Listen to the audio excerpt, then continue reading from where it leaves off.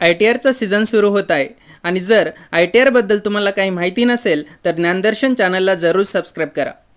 ITR भरायचे 8 महत्त्वाचे फायदे आज मी तुम्हाला सांगणार आहे आणि ते काळजीपूर्वक ऐका। पहिला फायदा आहे की ITR आपल्याला आपला TDS क्लेम करायला मदत करतो। आपला TDS कट झाला असेल तर ITR तिथे आपल्याला मदत करेल। दुसरा फायदा, जर वर्षभरात आपल्याला काही लॉस झाला असेल, जसं की शेअर्समध्ये किंवा हाऊस प्रॉपर्टीमध्ये लॉस झाला असेल तर तो सेटअप करण्यासाठी आपल्याला रिटर्न भरणं मॅन्डेटरी असतं। तिसरा फायदा, आपल्याला ॲड्रेस प्रूफ म्हणूनही ITR कामी येऊ शकतो। चौथा फायदा, जर आपल्याला हाय व्हॅल्यू इन्शुरन्स घ्यायचा असेल, जसं की 50 लाख किंवा त्यापेक्षा जास्त इन्शुरन्स घ्यायचा असेल तर तेव्हा आपल्याकडे ITR असणं मॅन्डेटरी असतं। त्यानंतर पाचवा फायदा सांगायचा झाला तर आपल्याला लोन घेण्यासाठी जे डॉक्युमेंट्स लागतात त्यापैकी ITR हे एक महत्त्वाचं डॉक्युमेंट मानलं जातं।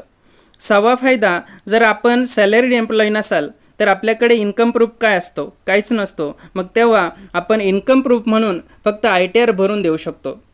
त्यानंतर सातवा फायदा असा की जर आपल्याला एखाद्या स्टार्टअप सुरू करायचा असेल तर आपल्याला फंडिंग फक्त आणि फक्त ITRच्या बेसिसवरच मिळू शकतं।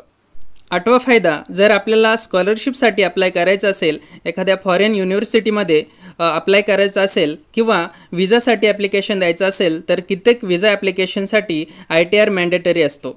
मित्रांनो, अजूनही माहितीसाठी ज्ञानदर्शन चॅनलला सबस्क्राईब करा, व्हिडिओला लाईक करा, शेअर करा। थँक्यू, धन्यवाद।